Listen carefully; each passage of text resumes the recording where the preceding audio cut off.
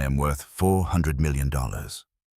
I have shaken hands with senators, closed deals that made the front page of the Wall Street Journal, and sat in rooms where decisions get made that most people never hear about until years later. I built my company from a $12,000 loan I took out against my mother's house when I was 26 years old, and I turned it into one of the largest black-owned real estate investment firms in the southeastern United States. I have a home in Atlanta with 8 bedrooms that I rattle around in alone. I drive a car that costs more than most people's mortgages. I have everything a man is supposed to want. And last October, I spent 23 days eating gas station hot dogs, sitting on curbs, and picking through recycling bins in the city I built my empire in, on purpose. I need you to understand that before I tell you the rest. Because if you don't know that up front, none of what comes after is going to make any sense. And I need it to make sense, because this is the most important thing I've ever done in my life. Not the biggest deal, not the tallest building, not the award they gave me at the Chamber of Commerce dinner 3 years ago that's sitting in a box somewhere in my study. This. What I'm about to tell you. Where are you watching from right now? Seriously, drop it in the comments. I want to know. Because the reason I'm sitting here telling this story is because I believe the people who need to hear it are already here. So tell me where you're from, and stay with me.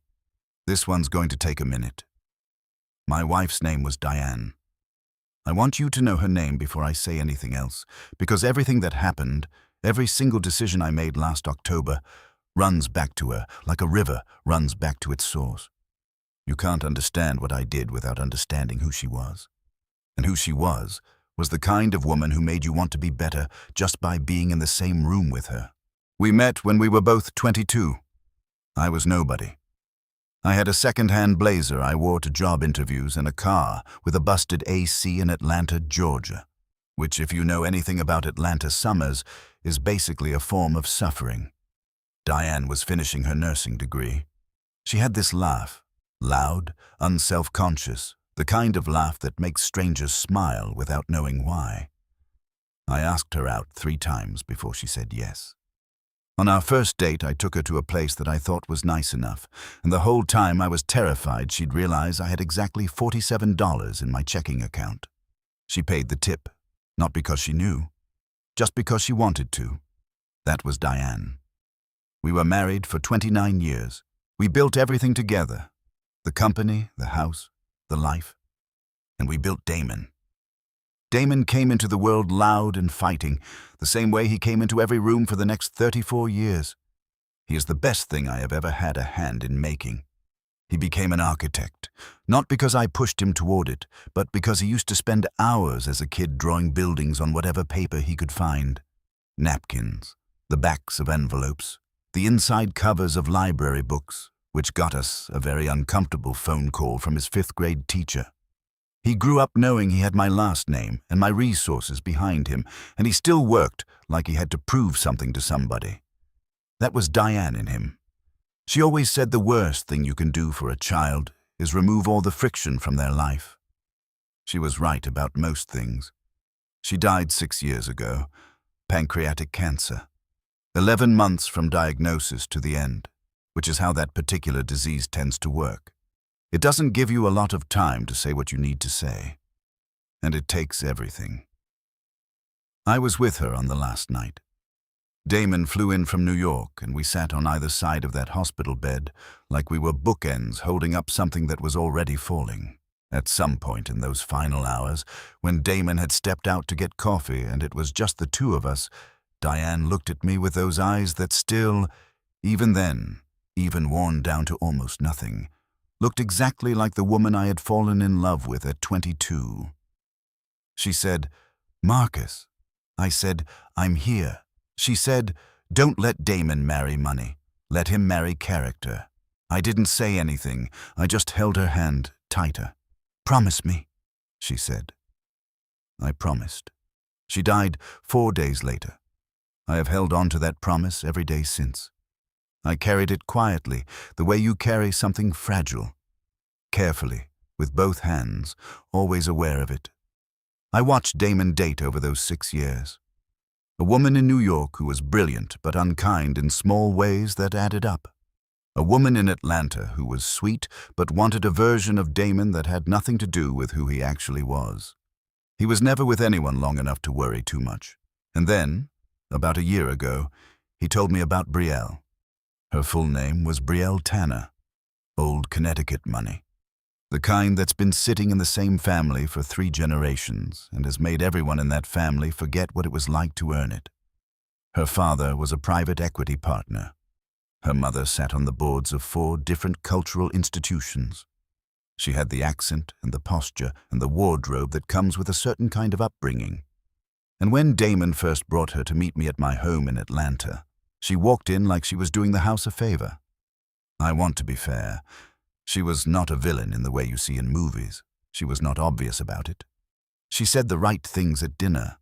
She complimented the house with enough specificity to show she actually noticed it. She asked me about my company with what appeared to be genuine interest. She touched Damon's arm when she talked about him and looked at him the way a woman looks at a man she believes belongs to her.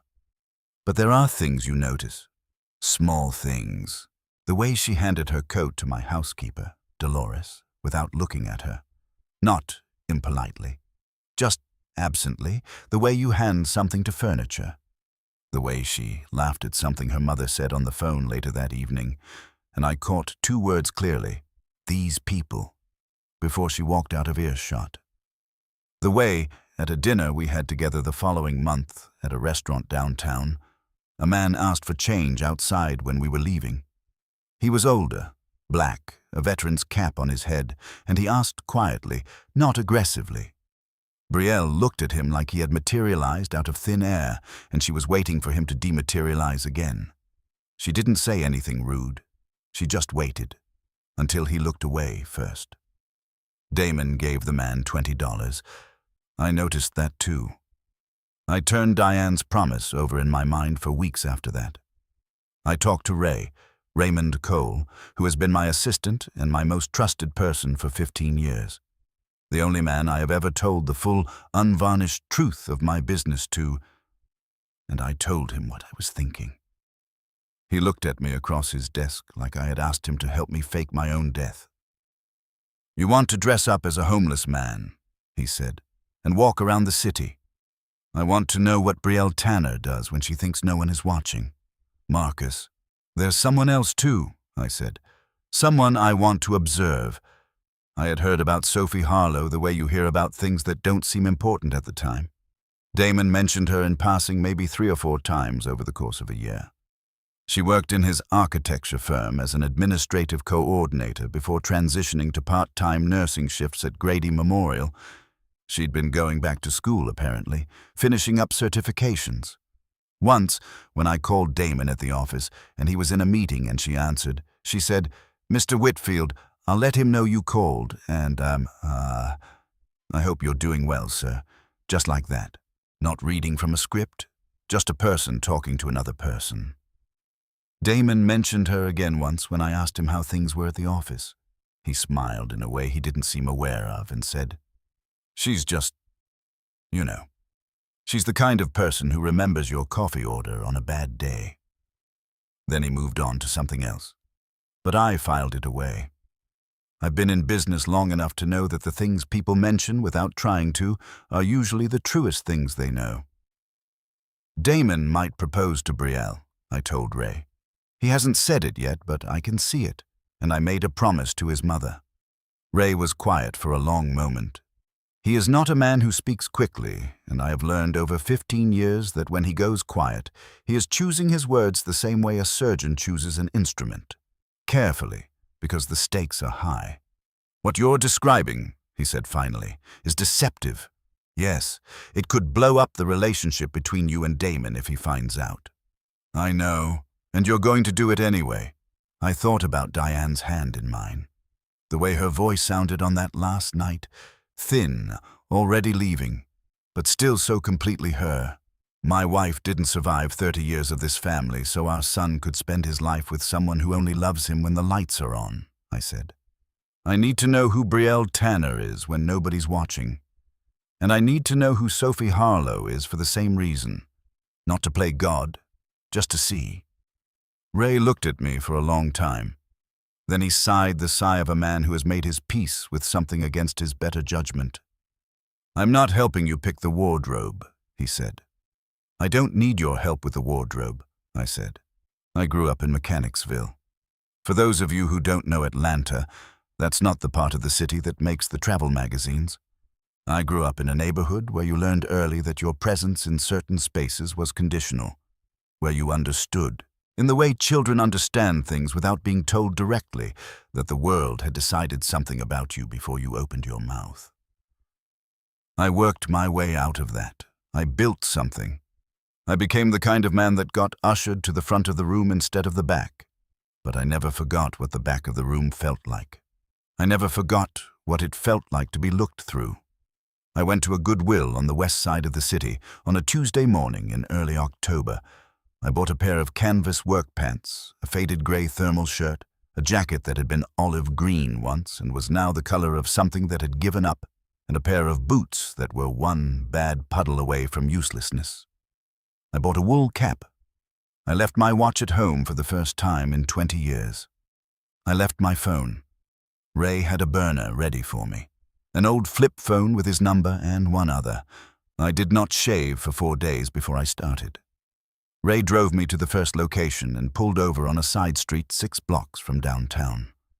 "Marcus," he said, "I know. If anything happens, nothing is going to happen, Ray. You're a 61-year-old man about to sit on a curb near a coffee shop hoping a woman you've met twice doesn't recognize you." "She's met me exactly once," I said, "at a dinner where I was wearing a $6,000 suit, and she spent most of the evening looking at Damon. She is not going to recognize me." Ray did not look convinced, but he unlocked the door. I stepped out onto the sidewalk. The October air in Atlanta is something particular. Not cold yet, not quite warm. With this quality of light in the morning that makes everything look like it's being seen through slightly amber glass. I stood on the sidewalk, and a woman with a stroller walked past me without adjusting her course. A man in a delivery uniform walked past me without looking up from his phone. 2 college-age kids walked past me talking loudly, and one of them stepped around me the way you step around a parking meter. Nobody saw me. I had walked these same blocks 2 weeks earlier in a suit, and 3 separate people had made eye contact and nodded. A woman at a coffee kiosk had said good morning.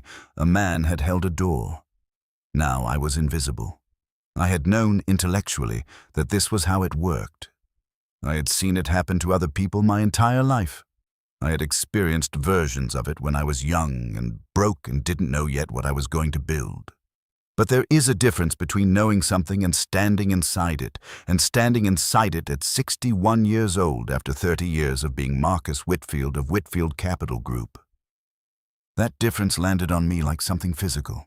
I found a bench near the corner, sat down, pulled my cap lower, and I waited. I thought about Damon as a little boy, sitting at the kitchen table doing his homework while Diane stood at the stove. I thought about the way he used to fall asleep in the car on long drives, his whole face going soft in a way it didn't do when he was awake. I thought about the morning after Diane died, when he sat across from me at that kitchen table. This grown man, this 34-year-old with a career and a life and a city he'd built himself in. And he looked so much like the little boy that I had to look away. He deserved someone who was going to love him all the way down. Not just the version of him that had my last name attached to it, all the way down to the boy with the drawings on napkins, to the man who cried at the kitchen table and didn't apologize for it. Diane had known what that kind of love looked like because she had given it to both of us, and I was the only one left who could keep my promise to her. I reached into my jacket pocket. The inside lining was torn in a way that felt immediately familiar, like a poverty that was muscle memory. A sensation I hadn't felt in decades. I found the corner of a granola bar I had put there that morning. I unwrapped it slowly, ate it in small pieces, watched the morning foot traffic move around me like water around a stone. Then I pulled out Ray's burner phone, opened the one photo he'd sent me before I left, a picture of Brielle, the one from her Instagram, the one that Damon had shown me once on his phone, smiling at some outdoor event, champagne in hand, the particular ease of someone who had never had to think twice about whether they belonged where they were standing. I put the phone away, and then, for the first time in a very long time, Marcus Whitfield of Whitfield Capital Group sat completely still and let himself become nobody. The morning moved around me. People passed. The city hummed. I stayed. The first thing you learn when you disappear is that nobody is looking for you. Not in the way you might expect, not dramatically, not with the sharp loneliness of being abandoned. It's quieter than that, more ordinary. People walk past a man on a bench the same way they walk past a fire hydrant or a mailbox or a pothole they've already memorized the location of. The city doesn't stop. The city doesn't slow. It just continues its business, and you sit in the space between its movements like a comma nobody reads aloud. By the third morning, I had stopped expecting eye contact. That adjustment, the small cellular level recalibration of not expecting people to see you, is something I don't think I could have fully understood from the outside. I had watched it happen to others. I had observed it from the privileged position of a man in good shoes. But sitting inside it, feeling my shoulders gradually stop their unconscious squaring, watching my own posture soften into something passive and apologetic, I understood for the first time that invisibility isn't something done to you all at once. It's something that happens in increments, each small instance of being looked through depositing another thin layer, until the whole weight of it is pressing on your chest and you've stopped noticing when it started. I want to tell you what I saw those first 3 days before I saw anything worth reporting. I think it matters, because I was not only watching Brielle Tanner and Sophie Harlow during those 23 days. I was watching a city, and the city had things to say. Brielle Tanner moved through the world with the particular ease of someone who had never once questioned whether the world was arranged for her benefit. I had watched enough people in boardrooms and courtrooms and fundraising galas to recognize that quality. The baseline assumption of welcome. It's not always arrogance. Sometimes it just looks like a woman who walks into a coffee shop without checking whether there's a line, because she's never had to check. Sometimes it looks like a woman who leaves her car idling in a no-parking zone for 11 minutes because she is not, on a cellular level, concerned about the ticket. I stationed myself near her coffee shop, a place called Harlan's on Peachtree Road, the kind of establishment that charges $14 for a lavender oat milk latte and makes no apology for it. On the fourth morning, I had a paper cup I'd retrieved from a recycling bin nearby. I held it loosely, not aggressively, not blocking anyone's path. Just a man, just a cup. The kind of image the city produces by the hundreds and trains its residents to step around without registering. Brielle came out of the coffee shop at 9:14 in the morning. I know the exact time because I had been watching the clock on the bank sign across the street. She was on the phone, animated, smiling, her free hand making small gestures in the air the way people do when they're performing their own happiness for an audience of one. She had a canvas tote on her shoulder that cost, I happen to know from a conversation I'd once overheard, around $800. Her coffee was in a cup with her name written in careful cursive on the side. I shifted my position slightly and let 2 coins fall from my cup. They rang on the sidewalk with that specific clarity that coins have, the kind of sound that cuts through street noise. Brielle's eyes went to the coins, then to me, then past me. She stepped around the coins without breaking stride or sentence. I watched her go. Her laughter drifted back briefly, then was swallowed by the city's noise. The coins stayed on the sidewalk. A boy, maybe 10 years old, walking with his mother 2 minutes later, stopped and picked them up. His mother said something I couldn't hear. He dropped them in my cup and grinned at me. The uncomplicated, unguarded grin of a child who has not yet learned to look through people, and then ran to catch up with his mother. I held the cup a little tighter. The second incident was less ambiguous. I had learned by then that Brielle had lunch with her mother every Wednesday at a restaurant called Soto on the north side. Her mother was a woman named Patricia Tanner, silver-haired, angular, The kind of person who has strong opinions about which direction a dining room should face. I positioned myself outside the restaurant at noon. Not directly at the entrance, not aggressively, but near the corner where they would pass on their way back to Patricia's car. They came out at 1:20 p.m., mid-conversation. I took 3 steps toward them and said quietly, and without aggression, "Excuse me, I'm sorry to bother you. I just need bus fare to get to the shelter on Pryor Street. Anything helps." Brielle Tanner looked at me the way a person looks at a stain on a tablecloth, with a brief, assessing displeasure, and then a quick redirect of attention. She leaned toward Brielle and said something behind the partial cover of her hand. Her voice was low, but I have spent decades in rooms full of people who thought they were whispering. She said, "Don't make eye contact. They follow you." Brielle looked straight ahead, smiled at something on her phone. I stepped back, said nothing, watched them walk to the car.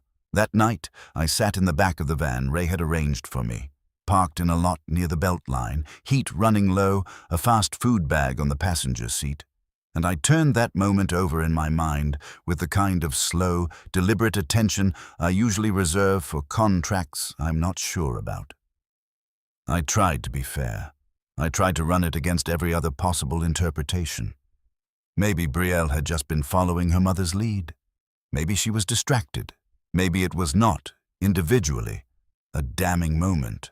But I had spent 30 years learning that the truth about a person is almost never in the big dramatic moments. It's in the small ones, when they think the stakes are low enough to be themselves. I took a pen from the glove compartment and a gas station receipt and wrote, "Day 11, pattern consistent." Then I lay down in the back of that van, pulled a blanket over myself, and listened to the city outside until I fell asleep. The third incident didn't happen to me at all. It happened to my son. Ray called me on day 14 and relayed it in the flat, careful tone he uses when he's telling me something he knows I'm not going to want to hear. Apparently, through a mutual connection in Atlanta's social circuit, Brielle had learned that Damon's father, Marcus Whitfield, was a significant figure in the city's business world. She had not, to Ray's knowledge, learned anything beyond his name and general reputation.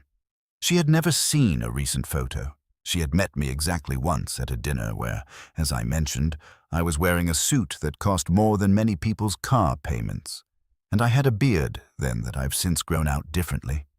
But knowing the name was enough. Ray had a contact who moved in the same circles as Brielle's family, a woman named Clarice who attended the same charitable committee that Brielle Tanner sat on, and Clarice reported back that Brielle had, at a recent dinner party, introduced a man named Jeffrey Marsh, her family's financial advisor, as a close family friend of the Whitfields, practically like an uncle to Damon. Jeffrey Marsh had met me once at a Chamber of Commerce event 4 years ago. We shook hands. I don't believe I could have picked him out of a lineup. Ray's voice on the phone was careful and professionally neutral in the way that means he is, personally, angry on my behalf. "She's building a social architecture," he said, "using the name before she has the right to it." I was sitting on a curb on Auburn Avenue when he told me this. My boots were damp from a drain that had overflowed. The sun was going down behind the buildings in that specifically Atlanta way, all peach and copper, the sky performing its daily indifference to whatever is happening below it. "Keep tracking," I said. "Marcus." "I'm fine, Ray." A long pause. "You've been out there 2 weeks. Damon's been calling the main line asking why you're not returning calls. Tell him I'm traveling." Another pause, the kind Ray reserves for disagreements he's decided not to voice. "Keep tracking," I said again, and I hung up. I want to tell you about Sophie Harlow now, because the story of those 23 days is not a story about what I found wrong with one person. It's a story about what I found right with another, and those are not the same story, even when they're running alongside each other. I first placed myself near Grady Memorial Hospital on day 5, a Tuesday. I knew from Damon's casual mentions that Sophie worked part-time nursing shifts there, usually evenings. I positioned myself on a bench about 100 yards from the staff exit, close enough to the bus stop that my presence made contextual sense. She came out at 7:48 p.m. I recognized her from a photo on the firm's staff page that Ray had pulled. Mid-30s, dark brown eyes, natural hair pulled back after a long shift, the kind of face that carries both tiredness and warmth at the same time, without either canceling the other out. She was wearing scrubs and carrying a tote bag over one shoulder. And even from a distance she moved with the particular exhaustion of someone who had spent the last 8 hours managing other people's pain. She was 20 feet past me when she stopped. I don't know what made her stop. Maybe it was peripheral vision. Maybe it was instinct. She turned and looked at me. Not the way most people look, which is a glance followed by a conscious redirect, but fully. She looked at me the way you look at something you actually intend to acknowledge. She came back. "Hey," she said, "are you okay?" "I'm all right," I said. The standard deflection. The one most people accept because it's easier. Sophie Harlow didn't accept it. She tilted her head slightly. I would come to recognize this as her particular tell, the way she processes something she doesn't quite believe. And then she unzipped her tote bag and took out a brown paper bag. Half a sandwich, wrapped in parchment, with a small post-it note still stuck to it. She peeled the note off, folded it into her pocket, and held the sandwich out to me. "I didn't get to finish my dinner break," she said. "Turkey on sourdough. It's good." I took it, said thank you. She sat down on the bench, not close, giving me space, but sitting, and she said, "I'm Sophie. What's your name?"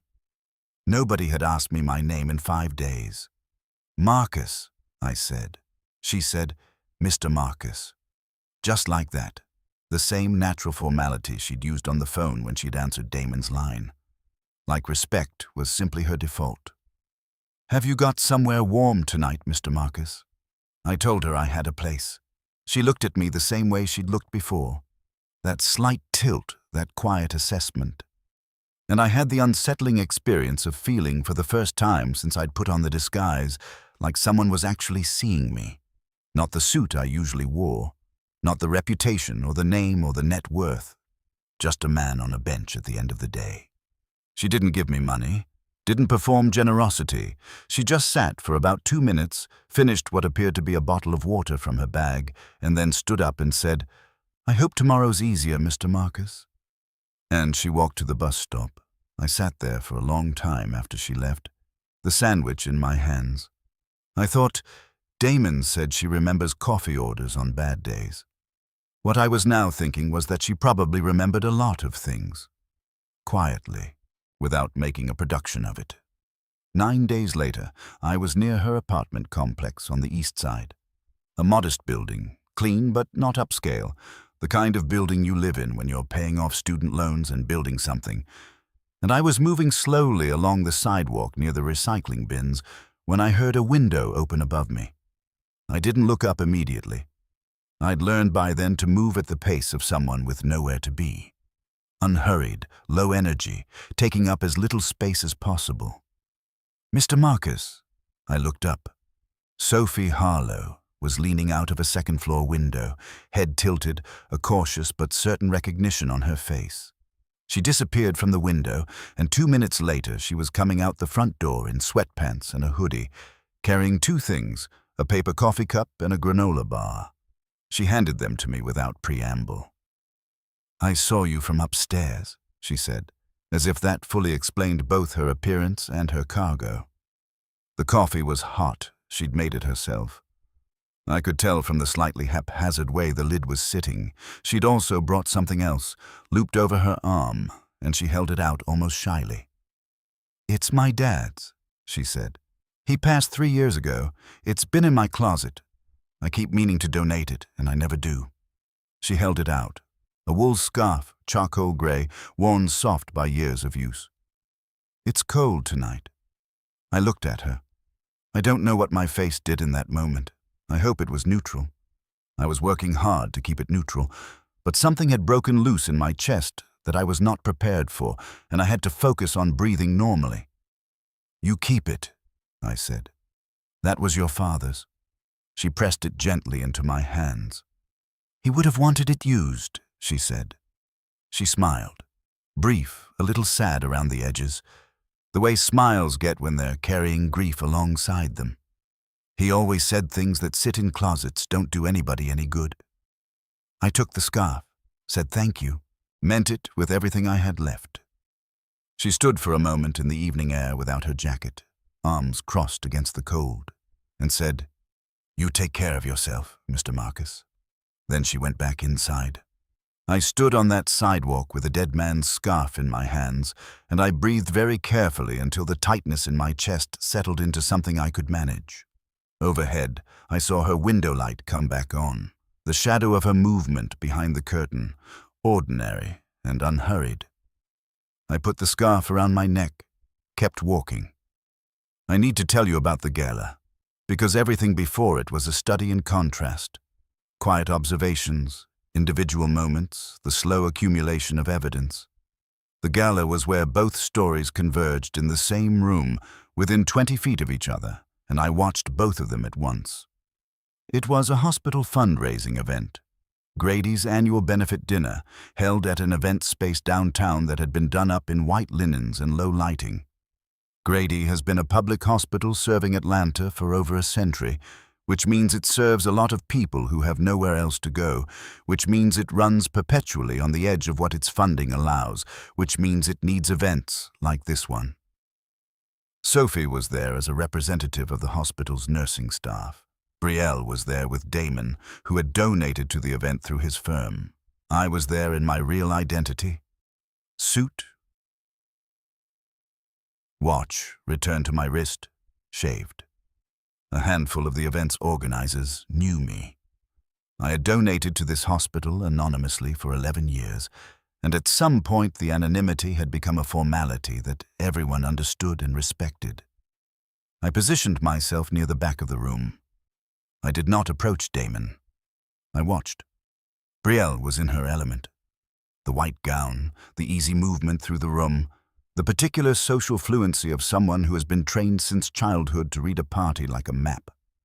She laughed at the right moments. She asked questions that sounded like interest. She placed her hand on Damon's arm at intervals that suggested ownership rather than affection. Small gestures, invisible to most, readable to me. I watched her navigate the room for about an hour, and I thought, if I didn't know what I knew, she would be entirely convincing. Then the doors to the venue's side entrance opened briefly for a delivery, and a man slipped in through the gap. He wasn't supposed to be there. That was obvious from the way the security near the door straightened. He was older, black, wearing a veteran's cap over thin gray hair, and he had the particular disoriented quality of someone who had been outside in the cold for too long and had followed the light and the warmth of the open door instinctively, without a plan. He stood near the entrance, holding his cap in both hands. What happened next took about 90 seconds. I heard Brielle's voice before I located the direction of it. Carrying, with the particular acoustics of a high-ceilinged room, cutting through the softer sounds of dinner conversation. She wasn't shouting. She didn't need to. She had the kind of projection that comes from always assuming your voice matters in whatever room you're in. "I'm sorry, but can someone handle this? This is a private event." The man near the door heard her. I watched his hands tighten on his cap. He turned slightly toward the exit. 3 tables over, I saw Sophie Harlow. She had been in conversation with 2 other women, a glass of water in her hand, and she had heard the same thing I heard. I watched her register it. The slight pause, the recalibration, the quiet decision-making that crosses a person's face in about half a second. She set her water down, excused herself without explanation. She crossed to the door.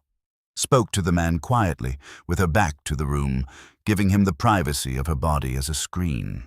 Then she reached into a small evening bag, the kind of bag women bring to these events that holds nothing practical, a phone and a lip balm and not much else. And she took out something folded and pressed it into his hand. Then she took the event program from a nearby table and folded it carefully and held it out to him. It had been raining earlier.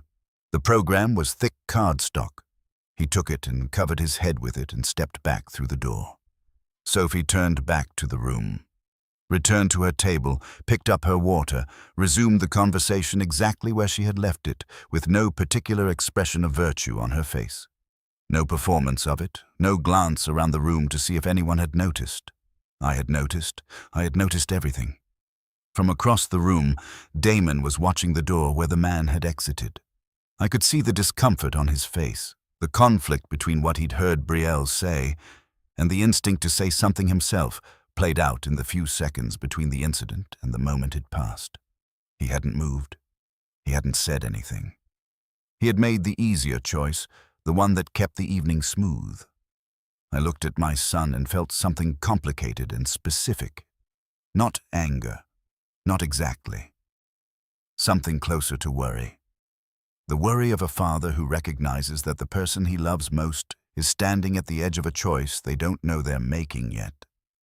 I thought about Diane. In the particular way I think about her when I need her counsel, and she is no longer available to give it. Reaching for something that isn't there, and feeling the absence of it as a physical sensation, a vacancy in the space beside me that the years have not filled and probably won't. She had a saying she used so often that Damon and I used to finish it for her before she got to the end.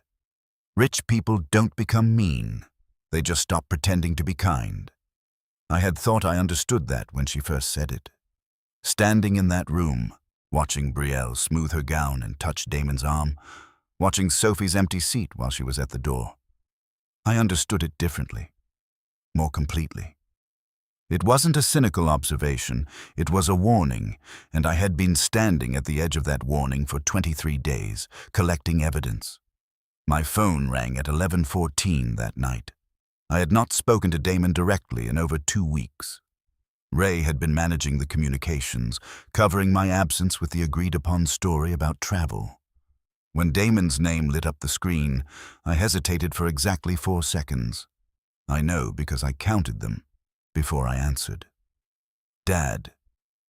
His voice was even, but underneath it was the particular register he uses when he's made a decision and is bracing for the response. I have known this voice since he was 15 and told me he wanted to switch schools. I've been trying to reach you. I know, I said. I'm sorry, son. I've been handling some things. A short pause. Then, I need to talk to you when you're back. It's important. Tell me now, I said.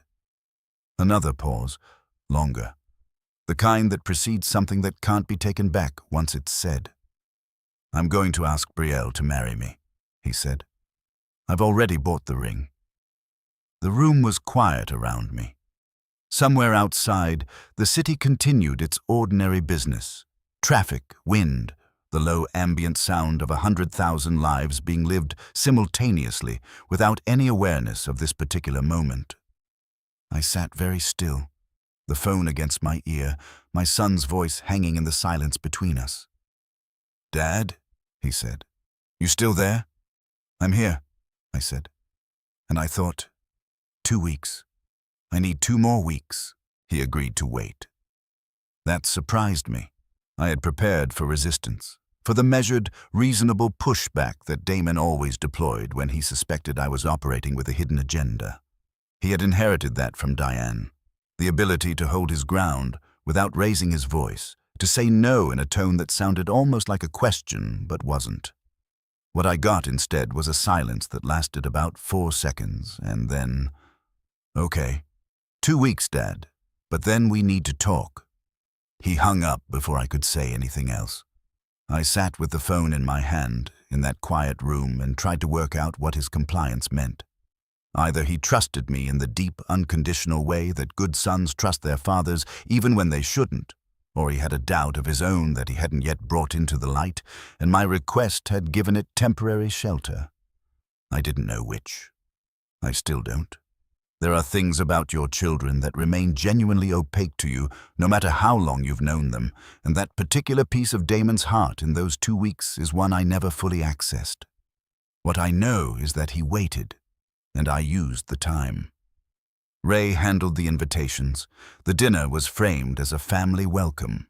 Nothing unusual about it, nothing that would trigger suspicion.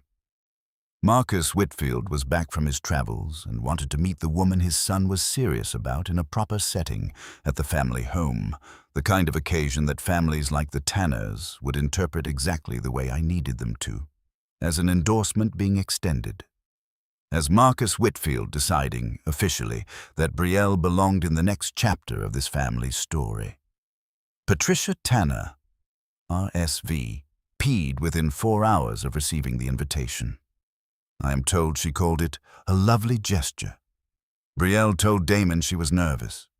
He told me this on the phone 3 days before the dinner, his voice carrying the particular tenderness of a man relaying something that has moved him. She wants to make a good impression, he said. She actually asked me what your favorite wine is. I told him I'd recently switched to sparkling water in the evenings. He laughed. Neither of us said anything about what was actually at stake. Sophie's invitation required more finesse. Ray reached out through the architecture firm where Damon's partner, a man named Thomas Chen, who owed Ray a professional favor going back 4 years, extended what was described as a casual, after-hours team gathering at Damon's father's home, the kind of thing a family-minded employer did occasionally to build culture. Sophie was specifically mentioned as someone whose recent transition to nursing had been admirable and whose presence Damon's father had asked for personally. The framing was transparent enough to be believable and vague enough not to raise flags. She confirmed on a Tuesday. Her message, relayed through Thomas, was, "Please tell Mr. Whitfield I'm honored. Should I bring anything?" Ray told me that, and I had to step away from my desk for a moment. The house had been Diane's project more than mine. I had bought the land and paid for the construction, but the house, the details of it, the warmth of it, the particular way it managed to be large without being cold, that was Diane. She had opinions about everything. The height of the ceilings, the wood of the floors, the specific shade of cream on the walls that she insisted was different from every other shade of cream, and spent 3 weeks proving correct by holding paint swatches against the afternoon light at various hours. She had wanted a house that felt like an embrace when you walked through the door. She had built one.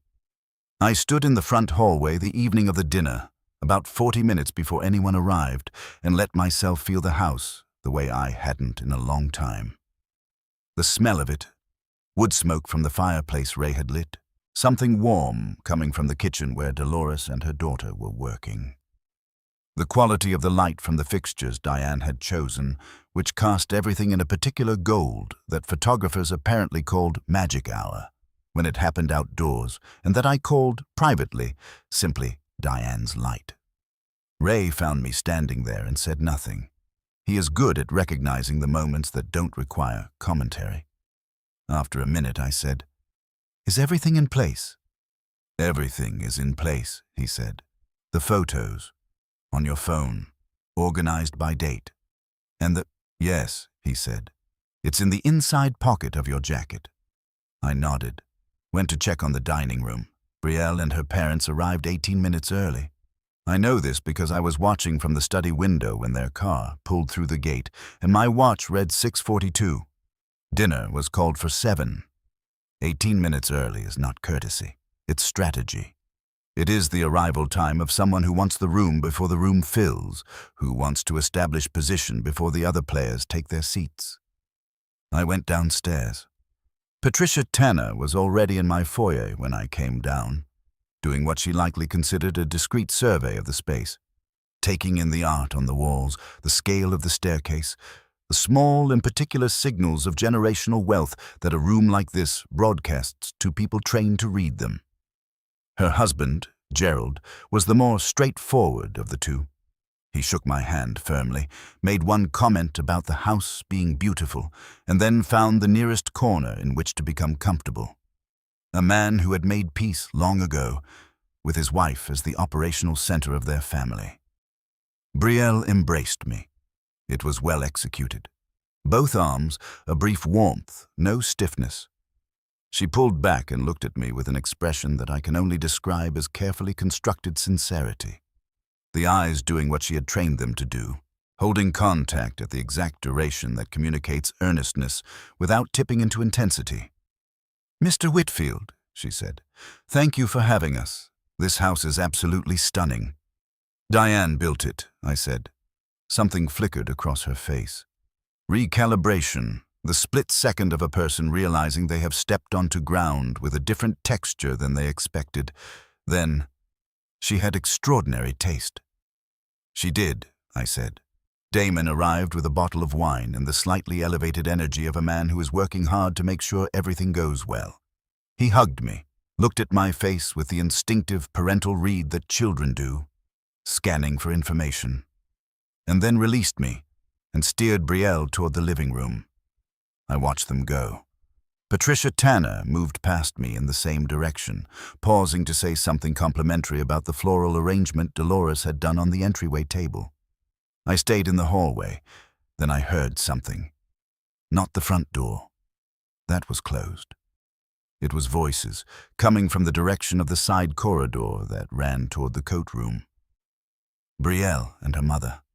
I had not seen them step away. The dinner guests were beginning to trickle in through the main entrance, and in the small confusion of that, Ray managing arrivals, Damon playing host, the two of them had found a private moment. I moved toward the corridor without making a decision to move. It was instinct, or something beneath instinct. The same pull that had kept me on that bench for 3 weeks. The same listening that had been happening in me since before I put on the disguise. Their voices were low. Not whispered, but low.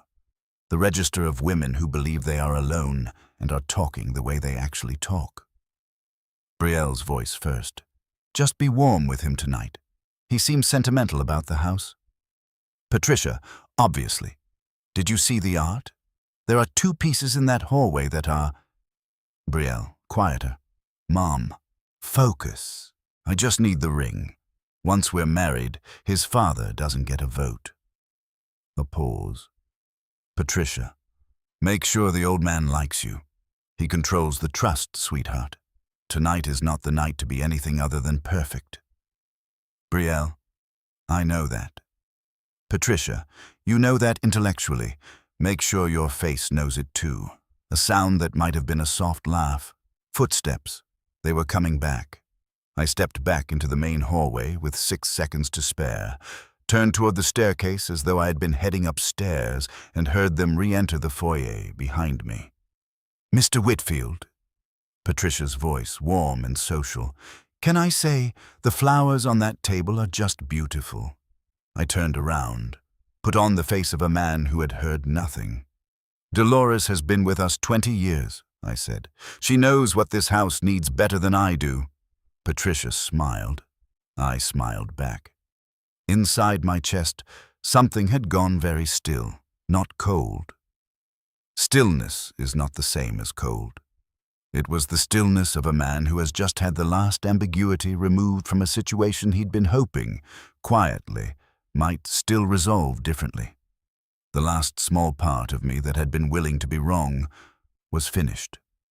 I offered Patricia my arm and walked her toward the living room. Dinner was, by any observable measure, a success. Brielle performed at the level I had assessed her capable of performing. She was warm with Damon in a way that looked genuine. She drew Gerald Tanner into the conversation at moments when he had gone quiet, which was considerate. She made a comment about Diane, having clearly researched, that was specific enough to feel sincere and graceful enough not to be intrusive. She ate without consulting anyone about dietary preferences. She laughed at the right moments and listened at the others. If I had not stood in that corridor, I might have watched her and thought, maybe I was wrong. Sophie arrived slightly after the dinner started. Held up, she had texted Thomas by a delayed bus. She came in apologizing in the quiet, self-possessed way of someone who is genuinely sorry, but not mortified, and Dolores took her coat and pointed her toward the table, and she slid into her seat and said, "I'm so sorry. Please don't wait on my account," to the table at large, and that was that. She was the only person at the table who thanked Dolores. Not in a performative way, not in the way people sometimes perform small courtesies when they're aware of being observed. Dolores set a plate in front of Sophie, and Sophie looked up and said, "Thank you, this looks incredible," in the same natural register that people use when they're saying something they mean. Dolores, who has worked for me for 2 decades and does not give away warmth cheaply, touched Sophie's shoulder briefly before moving on. I noticed. I suspect I was the only one who did. During dinner, Sophie knocked her water glass.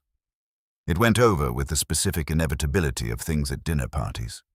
That suspended moment before impact, the soft crash, water spreading across the white tablecloth. She was up before anyone else had processed what happened, napkin in hand, apologizing with the immediate warmth of someone who is comfortable taking up space when something needs doing and equally comfortable disappearing when it's handled. I've got it. I'm so sorry." Brielle's smile was a masterpiece of restraint. If you didn't know what to look for, you would call it gracious. What it actually was a woman containing a reaction, holding a door closed with both hands while making sure the door looks open. Damon helped with the napkins. He caught Sophie's eye while they were both crouched slightly over the table and said something quietly that made her laugh. Genuine, unguarded, the kind of laugh you can't manufacture. She waved him off and finished cleaning up herself. Brielle watched this. I watched Brielle. Later, when Dolores was clearing and her daughter, a 20-year-old named Kezia, who sometimes helped on event nights, was struggling from the kitchen with a tray that was stacked too high, Sophie was the one who stood up without explanation, crossed to Kezia before Kezia reached the dining room threshold, and took half the plates from the tray in the same unhurried way she did everything. "I've got these," she said, as though it were obvious, as though it required no acknowledgement. Kezia said, "Oh, you don't have to." Sophie was already walking. Nobody at the table had stopped talking. I let the dinner run its course. Dessert was served. Coffee was poured. The conversation moved through the comfortable shallows of a first family meeting. Damon's recent projects, the Tanner's Connecticut house, Atlanta's changing skyline, somebody's opinion about a restaurant that had recently closed. The kind of conversation that is really just the sound of people deciding whether they can tolerate each other. At 9:47 p.m., I set down my coffee. I don't remember deciding to stand. I only remember standing, and the table quieting in the way a room quiets when the person at the head of it makes a move, and everyone looking at me. I picked up the jacket I had draped over the back of my chair, reached into the inside pocket, removed what was there and set it on the table. A wool scarf, charcoal gray, worn soft with use, folded the way a person folds something they've been carrying carefully. Brielle looked at the scarf, then at me. "I want to show you something," I said. My voice was level. I was not angry.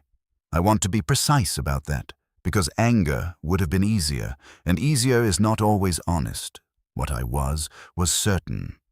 The specific clarity of a man who has spent 23 days removing every alternative explanation and is now holding only what remains. I took out my phone. The photos were organized by date, as Ray had promised. I turned the screen toward the table. The first photo. Me, in the disguise, on the bench near Harlan's on day 4. The wool cap. The jacket the color of something that had given up. The table was very quiet. I moved through the photos slowly. The bench outside Grady Memorial. The sidewalk near Sophie's apartment building. A wide shot Ray had taken from the car on day 9 of me on Auburn Avenue. The cityscape behind me, looking like any of the 100 other men the city had stopped seeing. "I spent 23 days doing this," I said. "Starting 3 weeks before this dinner, I watched Brielle's face change the way a coastline changes in a storm, not all at once, but progressively, each wave taking a little more of what had been there before. The practiced warmth went first, then the careful composure. What was underneath was not ugliness, exactly. It was something more complicated. The face of someone who has worked very hard to build a particular version of themselves and is watching the materials fail." Patricia Tanner made a sound.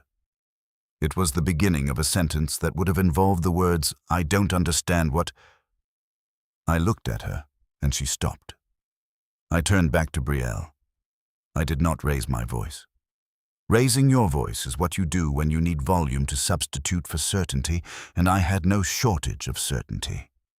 Outside a restaurant on a Wednesday afternoon, I said, "Your mother told you not to make eye contact with me because," and I'll quote exactly, "they follow you." I paused. "Outside that fundraising gala 3 weeks ago, you told the room that someone needed to clean up the city. You were referring to a man who had served in the United States Army." Damon had gone very still across the table. He was looking at me with an expression I could not fully read, which is unusual. I can usually read my son. "I'm not telling this table these things because I think you're a monster," I said to Brielle. "I'm telling this table because my son is about to make a decision that is permanent, and he deserves to make it with complete information." Brielle's voice, when it came, was smaller than her dinner table voice, stripped of its performance. What was underneath was genuinely young and genuinely frightened, and I want to acknowledge that because it was real. I didn't know who you were. I know you didn't know who I was," I said. "That's the point." A silence landed on the table that had real weight. Then I picked up the scarf, held it for a moment, set it back down in the center of the table. "Someone gave me this," I said, "on a cold evening outside her apartment building. It had belonged to her father. She didn't ask anything in return. She didn't know who I was. She didn't know who I was connected to. She gave it because a man was cold and she had something warm." I didn't look at Sophie when I said it. She was at the far end of the table, and I did not need to look at her to know what was happening on her face, which was probably something in the range of stunned, private, trying very hard to hold itself together. I looked at Damon. He was looking at the scarf. "I made a promise to your mother," I said. "A long time ago. This was me keeping it." Nobody spoke. Patricia Tanner gathered herself and began, "Mr. Whitfield, I think there has been a profound—" "Mrs. Tanner." My voice did not change in volume nor temperature. "There's no miscommunication here. I was thorough. I was careful. And I'm not asking for anyone's forgiveness for it." Gerald Tanner had his hand on the table, not touching anything, just resting there. He looked like a man who had seen the tide turn before and had made his peace with not swimming against it. Brielle stood. The chair scraped back. She looked at Damon with a fullness in her face that might, in another version of this story, have been enough. She was in that moment genuinely present in a way she had not been all evening, stripped down to something actual, something hurting. I do not discount that what she felt for my son may have been, in some portion, real. But real is not the same as enough. Diane taught me that too. "Damon," she said. He looked at her, and what crossed his face was the expression I had been waiting for and dreading in equal measure. Not rage, not betrayal, but recognition. The particular exhaustion of a person whose doubts have just been handed a name. He said nothing. She waited. He stayed quiet. And in that silence, which lasted maybe 8 seconds, everything was decided. She picked up her evening bag from the back of her chair. Her mother was already moving toward the hallway. Gerald followed without a word. Brielle paused at the dining room threshold, one hand on the doorframe, her back to the table. And for a moment, I thought she might say something final. She walked out instead. The front door opened. The front door closed. The dining room held what they left behind. The smell of the cooling food, the half-finished coffee cups, the low sound of the house settling around us, the way old houses do in the quiet after the noise has gone. Ray, who had been standing near the kitchen entrance for the duration, left the room without being asked. A moment later, I heard him speaking quietly to Dolores. The sound of things being gathered, the soft rhythm of a house returning to itself. Sophie had not moved. Her hands were flat on the table.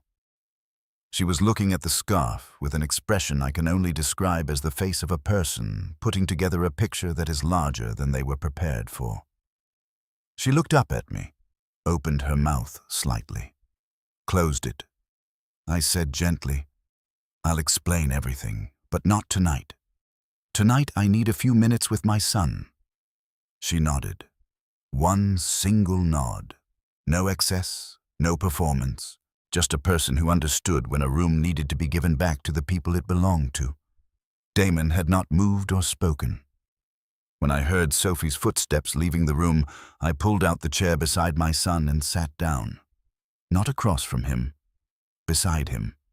The way I used to sit beside him when he was small and something had gone wrong that he needed help understanding. For a long time, neither of us said anything. The fire Ray had lit before dinner was lower now, ticking quietly, throwing long shapes across the walls. Then Damon reached out. Slowly, carefully, the way you reach for something you're not sure you have permission to touch. His fingers closed around the scarf. He turned it in his hands, ran his thumb along the edge where the wool had gone softest with age. Without looking up, in a voice I had to lean slightly forward to catch. "She gave you this." It wasn't a question, but I answered it anyway. "Yes," I said. He kept his eyes on the scarf. His jaw moved once, then held. Outside, somewhere in the dark beyond the windows, the city continued. Atlanta, on a Friday evening. Restless, complicated, indifferent to the particular grief and clarity available inside one house on one quiet street. The fireplace ticked. The scarf lay in my son's hands. I waited for him to be ready. There is a specific kind of silence that only exists between a father and a son when the truth has just been spoken aloud for the first time. It doesn't feel like emptiness. It feels like a room after all the furniture has been moved. Same walls, same dimensions, but the space arranged differently now, and both of you standing in it trying to understand where to put yourselves. Damon set the scarf down on the table between us. Not away from him. Just down, carefully, like a document he'd finished reading. He folded his hands, looked at the low fire for a while, and then he said the one thing I had not prepared myself for. I think I knew something was off. I didn't respond right away. I let it sit where he'd put it. Not, "I didn't know what you were doing," he said. I didn't know any of that. But there were things I'd been filing away because I didn't want to look at them directly. He paused. "You know how you do that." I knew exactly how you do that. "She said something once about Dolores," he continued. "Something small, and I told myself it was just the way she was raised. She didn't mean it the way it sounded. I told myself that about 3 or 4 things." He looked at his hands. "Mom would have told me that's not how character works. You don't get to average it out." Diane had said exactly that. Not to me, to him, when he was maybe 16 and making excuses for a friend who had done something unkind. "You don't average out character, baby. A person is what they do when they think it's low stakes." He had been 16 and had rolled his eyes in the specific way of a teenager who is storing the information while pretending not to. He had remembered. "I'm not angry at you," he said. "You're allowed to be." He shook his head. "I'm angry at myself for not looking directly at it when I could see it from the corner of my eye." He finally turned to face me fully. "But I'm not angry at you, Dad. I need you to hear that." I heard it. I felt it move through me the way something that has been held tightly moves when you finally release it. A slow, cellular relief that I hadn't fully known I was waiting for. "I wasn't certain," I said. "I want you to know that too. I went in hoping I was wrong. I know.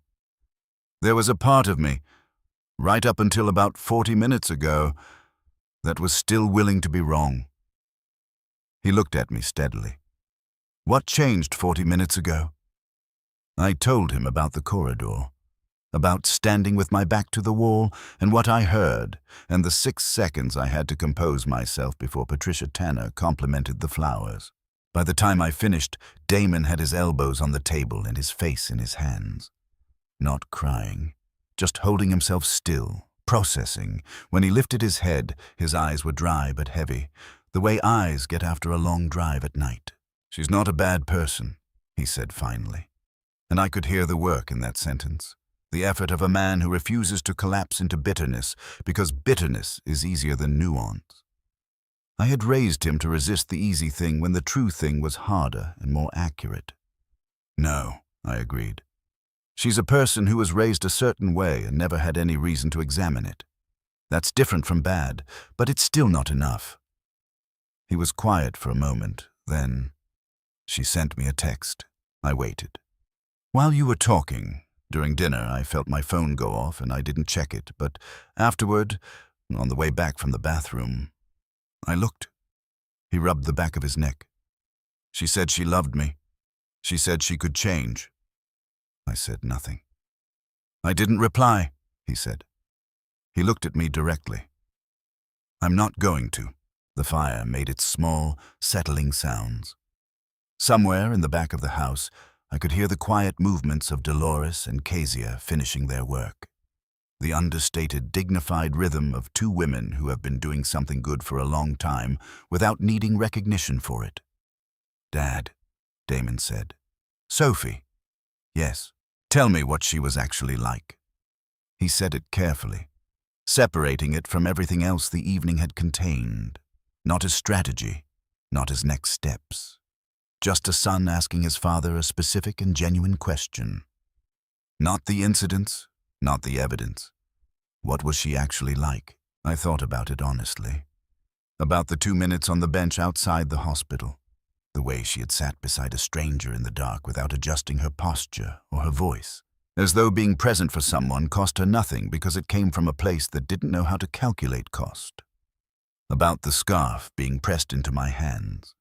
And he would have wanted it used, and her window light coming back on above me in the evening, that ordinary, warm square in the dark. She was present, I said. That's the closest I can get to it. She was actually there, wherever she was. She wasn't managing impressions or thinking ahead.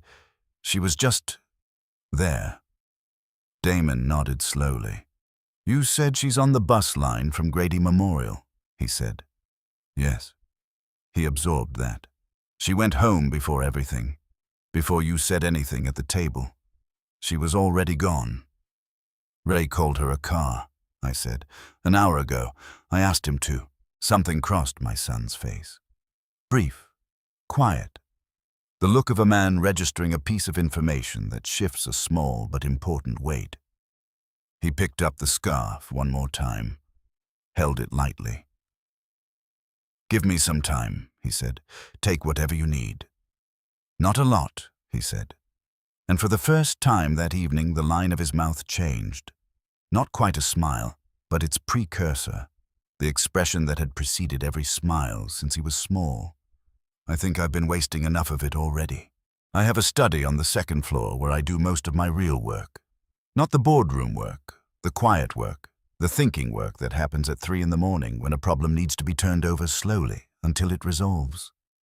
There is a single-framed photograph on the desk there, and it is the only photograph in that room. Diane and I, at a barbecue at my mother's house in Mechanicsville the summer before Damon was born. Diane in a sundress, laughing at something happening off-camera, her hand on her stomach already, though it barely showed yet. Me beside her, looking at her laugh with the expression of a man who cannot quite believe his luck. I sat in that study for a long time after Damon went home. I'm going to be honest with you about something that I have not said yet, because I think it matters. I was not at peace that night. I want to be careful about how I tell the ending of this story, because the ending is not what it looks like from the outside. From the outside, a father protected his son. The test worked, the right person was found and the wrong one was removed. Clean, resolved, finished. What it felt like from the inside was more complicated. I sat in my study and looked at the photograph, and I thought about what I had done, which was deceive my son for weeks while telling myself it was love.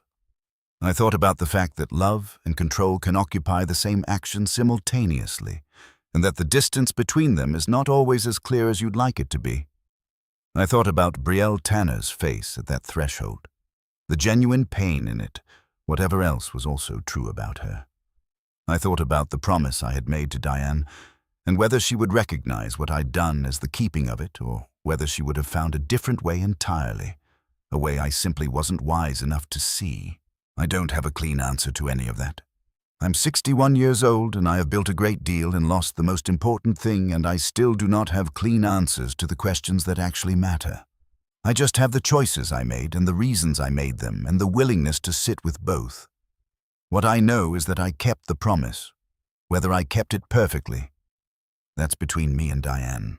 6 months is enough time for certain things to take root. Damon reached out to Sophie 11 days after the dinner.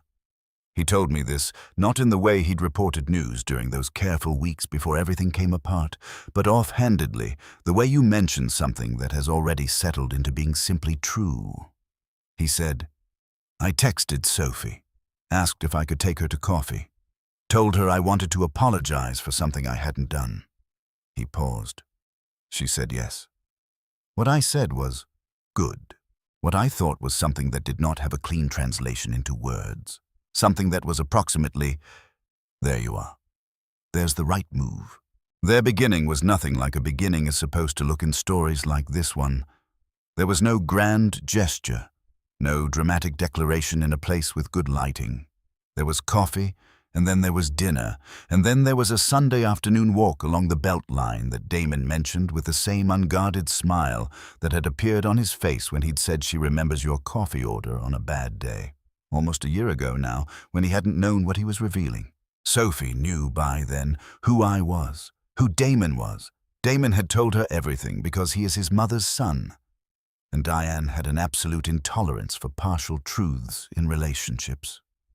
Sophie's response, as Damon relayed it to me, was to be quiet for a while. Then she had said, I kept thinking about that man. I hope he was okay. Meaning me. In the disguise on the bench. She had not yet connected the two. When Damon told her they were the same person, she had apparently laughed, a long, slightly disbelieving laugh, and then said very quietly, he seemed lonely. That hit me differently than I expected it to, not painfully, differently. She had looked at Marcus, the invisible man, and seen loneliness, not poverty. She had been correct. I met her properly for the first time 3 months after the dinner. At a smaller occasion, just the 3 of us, a Sunday lunch at a restaurant Damon liked near his office. She arrived exactly on time. She shook my hand and said, Mr. Whitfield, in that same natural register, her eyes warm and direct, carrying none of the performance that people sometimes bring to a meeting they've been told matters. And I almost said, you can call me Marcus. And then I caught Damon's eye across the table, and he was trying very hard not to smile, because she had already been calling me Mr. Marcus in her head, and the formality was somehow both. She was, in person, exactly what she had been on a bench at 7:48 in the evening and tall outside an apartment building with a paper coffee cup. Present. Actually there. She had opinions about her patients that she held firmly and expressed clearly. She had a story about her father, a man from Savannah, a contractor who had driven a truck and read history books and had 3 phrases he rotated for every situation, one of which was the line she had relayed to me through the cold air of that October evening. Things that sit in closets don't do anybody any good. She laughed the same way whether she thought it was being observed or not. I checked. I was done with disguises, but I was still paying attention. At the end of that lunch, when Damon went to handle the check, she looked at me across the table with the slight tilt I had catalogued months before, the one that meant she was deciding whether to say something she had been thinking for a while. She said, "Can I ask you something?" "Yes." "Did you find what you were looking for?" I looked at her for a moment. Then I looked at the door Damon had walked through. "More than that," I said. She nodded, the way she nodded. One deliberate movement, nothing wasted. Then Damon came back, and the moment folded itself into the ordinary shape of the afternoon. Brielle's message arrived on a Wednesday evening in February. Damon showed it to me without commentary, held his phone out across the kitchen island while I was making coffee, the way you show someone a document you want them to read. The message was 2 paragraphs. It said that she had spent months thinking about that night, that she had started seeing a therapist, that she recognized things about herself that she hadn't been willing to look at before. that she missed him, that she thought, given time and the changes she was making, there might still be. He took the phone back before I'd finished reading. He closed the screen, set it face down on the counter, picked up his coffee. Neither of us said anything about it. The kitchen held its warmth, the particular morning quiet of a house that has found its shape again after a period of disruption. Outside the window, the February light was thin and specific, the kind that comes through bare branches and makes no claims about what season is coming. He never replied. I went to Diane's grave on a Thursday morning in March, which is not the kind of thing I usually do. I'm not a regular visitor to that place, not because I don't think about her constantly, but because the relationship I have with her memory is not primarily located in a cemetery. It is located in the study on the second floor and the kitchen she designed, and the house that still holds the shape of her attention. But that morning I went. I brought the scarf. I had been keeping it in the inside pocket of a jacket I kept on the chair in my study. Not displayed, not archived, just present the way objects become present when they've absorbed meaning. The charcoal wool was still soft, still carried the faint warmth of the woman who had pressed it into a stranger's hands without asking for anything back. I stood at the headstone for a while without saying anything. This is what I have learned about grief, for whatever it is worth. It does not diminish exactly. It changes shape. It goes from being the entire room to being one piece of furniture in the room. Substantial, permanent, but no longer blocking the doors. Eventually, I said out loud to my wife, "I think I did right by him." The morning held still. "I don't know if I did it right," I said. "There's a difference. I think you'd understand the difference." A bird somewhere in the branches above me. The sound of traffic at a distance, the ordinary movement of the city through its Thursday. "She's good," I said. "She's actually good, Diane. Not performed, not strategic, just genuinely, quietly good. The way you were." I paused. "He found someone who sees him. That's what you wanted. That's the promise." I set the scarf at the base of the headstone, folded the way you fold something that has done its work. Things that sit in closets don't do anybody any good. I stood there for a while longer. Then I walked back to my car and drove home through the March morning and thought about what to have for breakfast and called Ray about a deal that had been sitting on my desk and lived my ordinary life. I've been turning this story over in my mind for months, trying to work out what the lesson is supposed to be. Whether there's a single sentence that contains all of it. I don't think there is. But here's what I keep coming back to. The most important things I observed in 23 days on those streets were not the bad moments. They were the good ones. A young woman coming through a hospital door exhausted at the end of a long shift and choosing, with no audience, no benefit, no awareness that it mattered to anyone but a man on a bench, to stop and be present. A dead man's scarf given to a stranger because it was cold and she had something warm. Kezia's overloaded tray being met in a doorway without fanfare, without requiring anyone to notice. Those were not heroic actions. That's the whole point. They were ordinary kindness at ordinary moments. Nobody was watching. Nobody asked. That's the only kind of kindness that can't be faked, because there's no reason to perform it for an empty room. My wife knew that. She tried to tell my son from the time he was old enough to understand it. And when she was no longer here to say it, she left me with a promise, and I kept it the only way I knew how. I am worth $400 million. The most valuable thing I've done with any of it was spend 23 days being nobody, so that my son could spend the rest of his life with someone real. If you've stayed with me this far, if this story reached you somewhere true, I want to hear from you. Tell me in the comments, have you ever known someone who showed you who they were when they thought no one was watching? Have you ever been tested without knowing it? And if you've been here from the beginning, you already know what this kind of story costs to tell. If this is your first time here, welcome. Stay a while. There are more stories where this one came from. Every single one of them is true.